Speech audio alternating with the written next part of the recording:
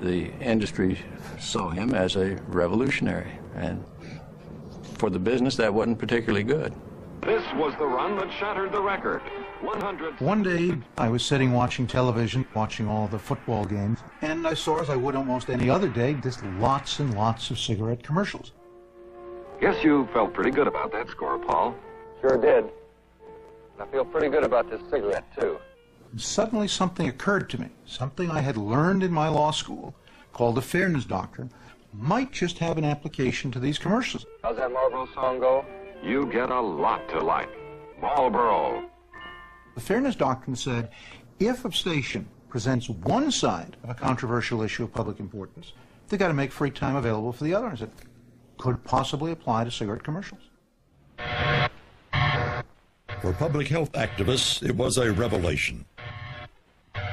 For every 3 cigarette advertisements that aired on television, the television stations had an obligation to provide free time to the American Cancer Society and other health associations to present their ads demonstrating the hazards of smoking. To suddenly be watching 5 to 10 instances where people are getting on there and saying, smoking can kill you, smoking can give you emphysema, smoking can give you cancer. Remember your first cigarette? This was having an impact. It was having an impact not just on the smokers, but I heard from many of them, they said, you know, my kid watches this. My 9-year-old kid came up and said, Daddy, you got to stop smoking. It's killing you. I just saw it on television. I've got lung cancer. So take some advice about smoking and losing from someone who's been doing both for years. The tobacco companies hated those counter ads. They just hated seeing them. They offended their sensibilities that anyone should be disparaging their product before all American audiences.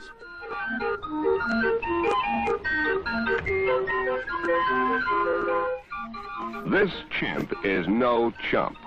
The use of the commercial stations to provide free advertising to an anti-tobacco message was seen as a very serious problem. Cigarette smokers get coronary disease at a rate 2 to 3 times higher than non-smokers. Before the year was out, the survey showed that cigarette consumption was plummeting. Cutting out cigarettes is one of the ways of cutting down your risk. I think that the industry was very concerned.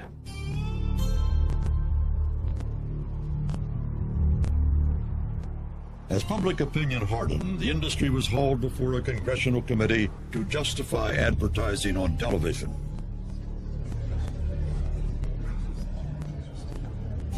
For the companies, events took a turn for the worse when health activists decided to use the power of the cigarette commercials against their makers.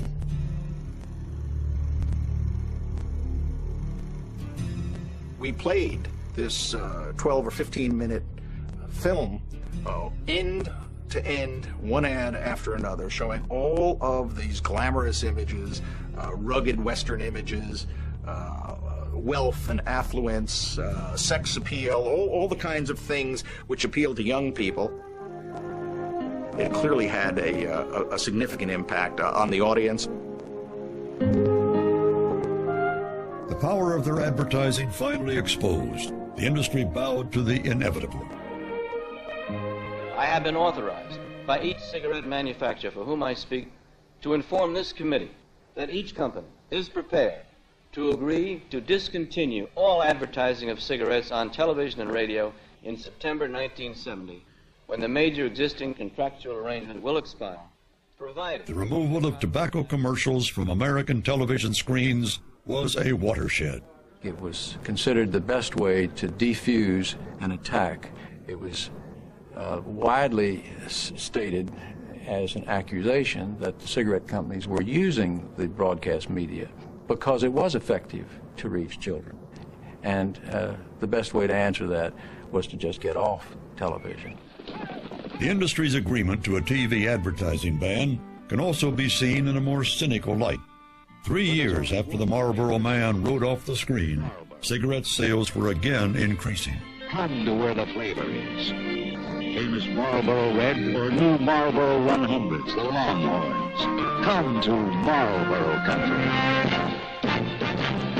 They adopted an effective war of attrition. They would give just as much ground as they needed to get the government and the public health advocates off their back. I think you could characterize it as a strategy of giving an inch to gain a decade.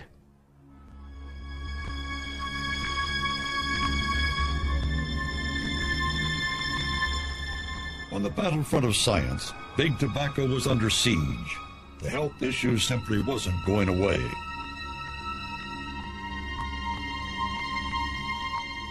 But the industry funded an insurance policy. In New York, it created the Council for Tobacco Research, an organization giving grants and contracts to those working in the field of smoking and health. Debate still rages across the tobacco battlefield over whether the CTR was an engine of science or an instrument of suppression.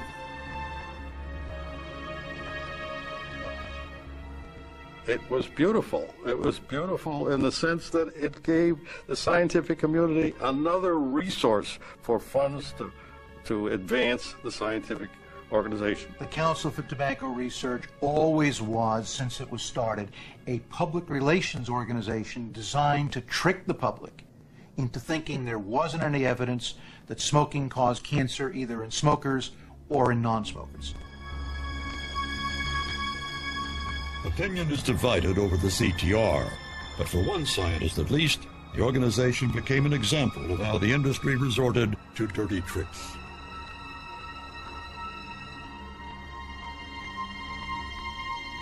In the early 70s, the Council for Tobacco Research gave pathologist Dr. Freddie Hamburger a contract to carry out a smoke inhalation experiment involving 200 hamsters.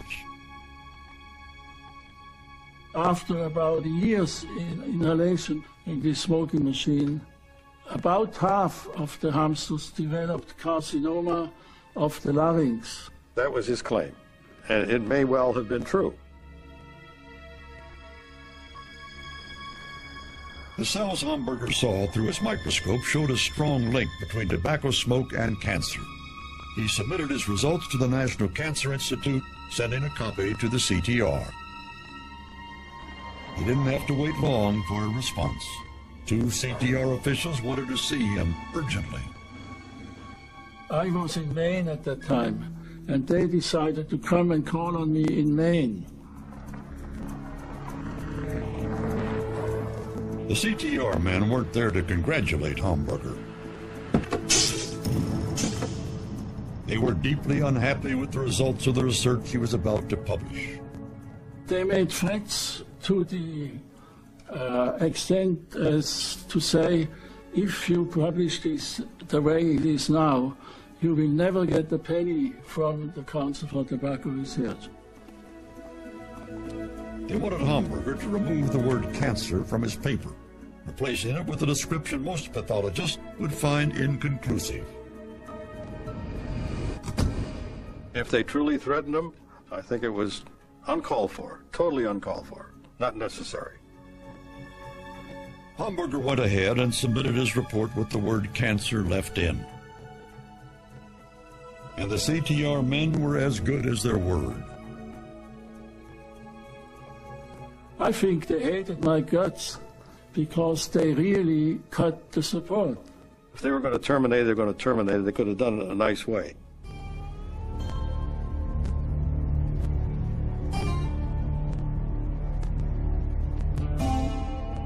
The CTR, though, hadn't finished with Freddie Hamburger. In April 1974, he attended a science conference in Atlantic City. Hamburger had scheduled a press briefing, lifting the lid on the CTR's earlier attempts at suppression. I had been told by the organizers, and I had been given a number of a hotel room to go to after my paper. I went to that hotel room, and there was nobody there. Hamburger's press conference had been secretly canceled by the CTR's PR consultant, Leonard Zahn, who shadowed him to Atlantic City. Zahn later boasted about his successful operation to his CTR employers when he wrote to them in a memo. Hamburger would have attracted considerable press attention, and I arranged for it to be canceled. Only now is the truth emerging about how much the companies knew of the dangers of their product.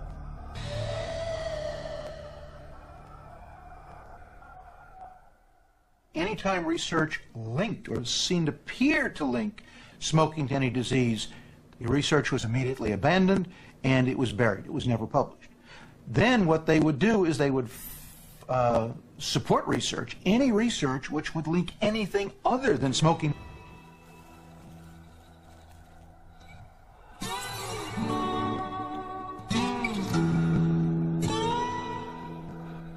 One of the most serious allegations against the tobacco industry is that its suppression of science went as far as closing down attempts to produce a safe cigarette. Lincoln & Myers was best known as the maker of Chesterfields. But at its research laboratories in Durham, North Carolina, scientists made an extraordinary breakthrough. Liggett insiders called it Project XA. It was a blockbuster project from day one. And even when they first told me about the project, it was in the aura of, now we're only telling you this because you need to know this. This was a discovery so important, it had the potential to change the industry forever.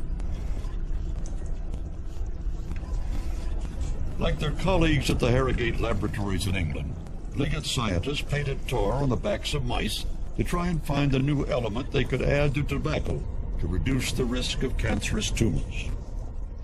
So we started looking at catalysts that we might add to the tobacco that would modify the combustion process and perhaps reduce the tumor production. And we went through several hundred of these without too much success, I might say, until we came to palladium. Palladium is a rare and expensive metal, mainly used in catalytic converters for cars.